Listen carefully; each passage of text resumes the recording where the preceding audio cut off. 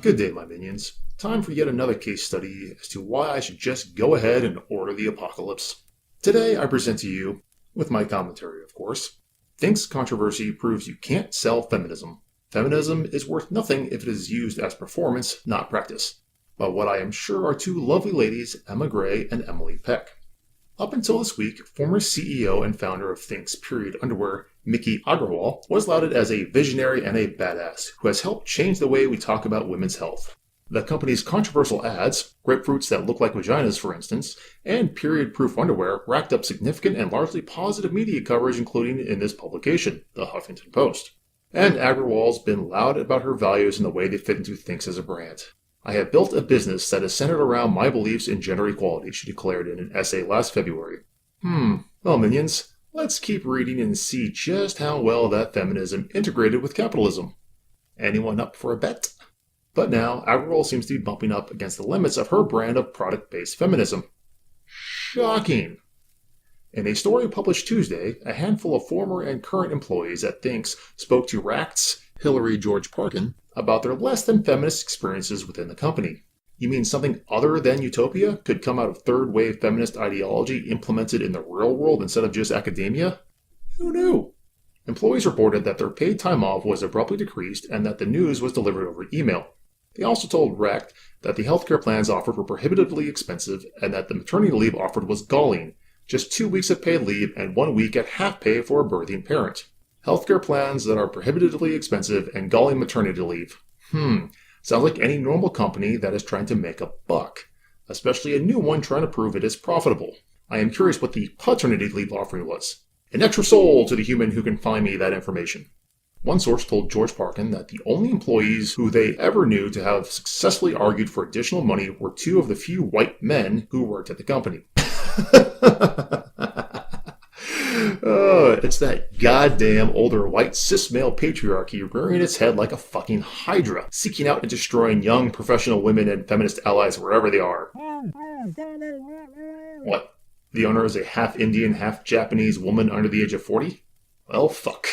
There goes that talking point. Just hours after the piece went live, Tyler Ford, an LGBTQ advocate and non-binary trans model, tweeted about their own negative experience working with Think's. In a series of 57 tweets, Ford explained that they were introduced to Think's as a potential model, eager to use this experience to help degender the period conversation. Degender the period conversation. Only females have periods. It is literally one of the few conversations that is implicitly and explicitly gendered. Instead, they found themselves feeling like a prop and a token used to promote the idea that Think's is cool and intersectional and feminist and inclusive. You are a model. A prop is exactly what you are and what you are paid to be. They chose you because you are an LGBTQ whatever advocate and non-binary so that they would appear to be intersectional and inclusive. Why was this shocking? Think's initially disputed the Ract report without pointing to specific claims in the story. There's a lot of information here. We know much of it is inaccurate, a Think spokesman told Ract. We can't comment on speculation and rumor.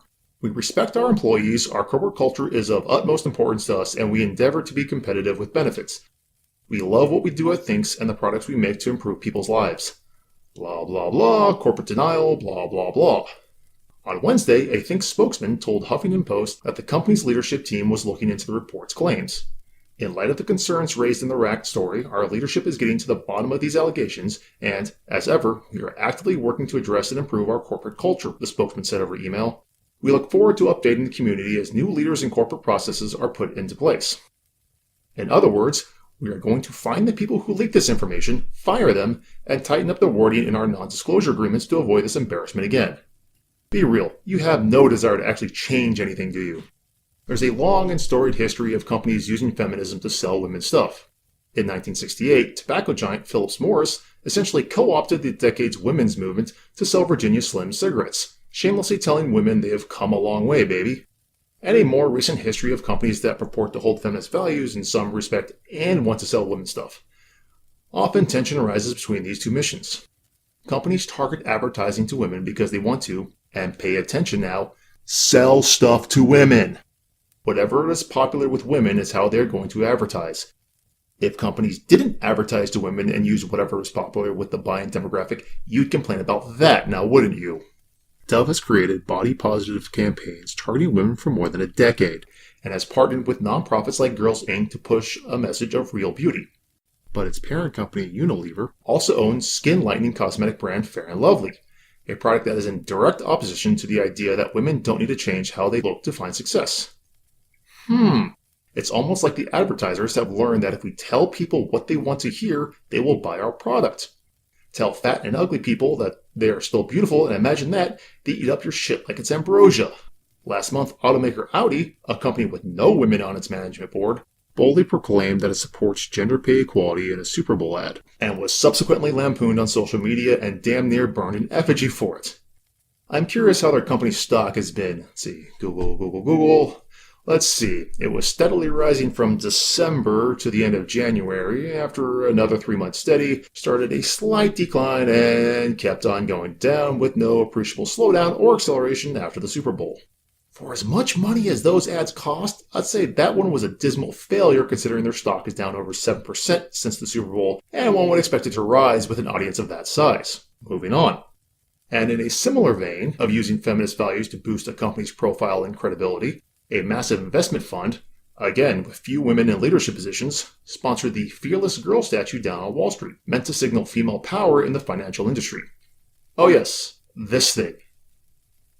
You parody yourself, you know that, right? The problems with things are somewhat different because there's actually a woman in charge, unlike at Audi and Unilever. And there's a cultural expectation that female leaders will somehow be different or more feminist than men.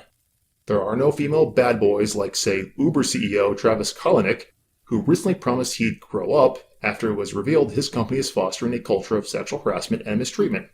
What you are missing here is the fact that she is the CEO of a company that is out to make money.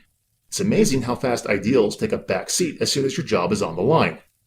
To quote Tom Lear, ideals don't take the place of meals. The fact that she is a woman is irrelevant, and your expectations for her to be different or more feminist is a fault in you, not her.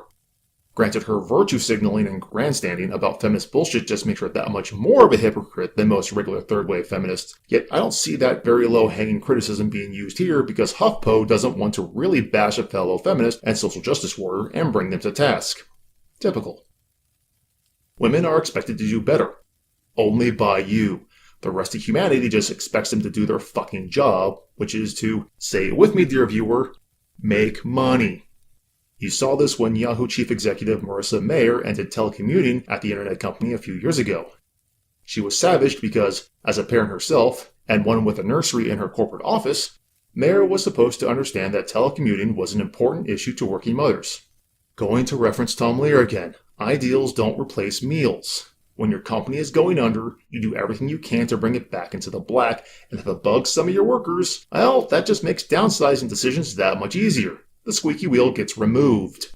But no one thought Yahoo itself was a feminist venture. The larger issue with Agrawal is that she said she was different. Her company is explicitly feminist, and its leadership team has made attempts to show that Thinx practices what it claims to preach. Thinx's September fashion show was named Intersection 2016 and featured a diverse array of people discussing menstruation. Oh, I'm sure that was just a fantastic fashion show. Red dye or blood? A little column A, a little column B. On International Women's Day, the company hosted a menstrual product drive for the women's shelter in New York City rescue mission. Congrats, you actually did something good. In this sense, perhaps the best comparison is to Ivanka Trump, who has deftly used a corporate polished brand of feminism to essentially sell dresses and jewelry. Corporate and polished? You mean intelligent and not shrill, rabid, or straight up insane. In 2014, Trump launched an initiative called #WomenWhoWork and sells herself as someone who cares passionately about working mothers. She has a book coming out soon on the topic. Why the shift to Ivanka Trump? The Trump name, perhaps? I don't recall Ivanka out there with the women's marches or wearing a pussy hat. I'm sorry, your feminist is in another castle. Yet at her own company, she hasn't walked the walk. A former employee who helped create the #WomenWhoWork explained last year that she and her coworkers had to fight to get just 8 weeks of paid maternity leave. Just 8 weeks? 2 full months of paid leave? That is not a non-trivial amount of time. How much is the paternity leave? Trump also famously doesn't even pay her interns, all women. Interns aren't normally paid, and you should be fucking ecstatic that they were all women, as I am sure those are very highly sought after internships that will boost those ladies' careers. Agarwal, for her part, hadn't actually embraced the term feminist until she started Thinks, telling The Cut last year that she wanted to make the movement more accessible. Her comments engendered backlash at the time from people who felt she was simply using feminism as a sales gimmick. As opposed to now when she is essentially using feminism as a sales gimmick but can't admit it because she'd either be lynched for heresy or burned at the stake for apostasy? Methinks she was shoveling bullshit then and you didn't care to notice. I only started relating to being a feminist literally right when I started my company, Agarwal told The Cut's Noreen Malone. Because it will make money. Every time I thought about the word feminist, I thought about an angry, ranty girl. Join the club. The rest of humanity does as well.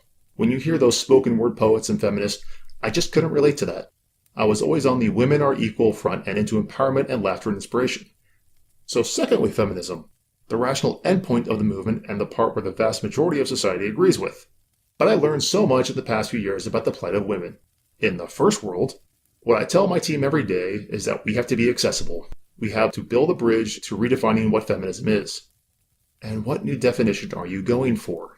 Where is this bridge headed? Because right now, I have this image of you as Wile E. Coyote chasing the Roadrunner and about to slam into the painted tunnel. Accessibility is great, and there's no denying that the term feminist can be a loaded one, at times to the cause's detriment. At times? Are you fucking kidding me? My dear ladies, modern-day feminism has been off the rails of sanity for so long, you don't even remember what the track looks like. But feminism only deployed within the framework of capitalism, i.e. espousing feminist values first and foremost to sell products and make profit, even if those products are good, isn't really feminism at all. No shit.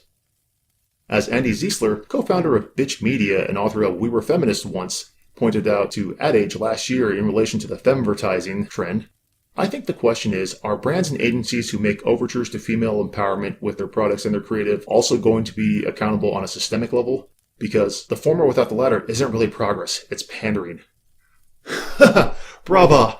You get it after all. It is all a scam to make money. Greed is one of the easiest sins for you humans to fall raptured to, and it warms my dead little heart to see you thrashing around, desperately trying not to call your comrade in feminist arms a hypocrite when that is so clearly what she is if her employees are to be believed. The title of your little piece here is wrong, though. You can sell feminism, as Thinks is still a viable company, and Dove is still making the profit of telling you that you are beautiful just the way you are. Never mind the 100 extra pounds you are lugging around by choice. Closing thoughts. Expecting a quote-unquote feminist CEO to act any differently than a normal CEO is foolhardy. She still has a business to run, multiple in this case, and, as I said before, greed is one of the most attractive sins. That being said, she is an amazing hypocrite for espousing all her feminist bullshit and then acting like any normal CEO. If you're going to run your mouth, you need to be able to back it up, and in this case, she has failed. I'm curious to see how this exposure affects their bottom line. Until next time, Via cum diablos of Mickey Mac.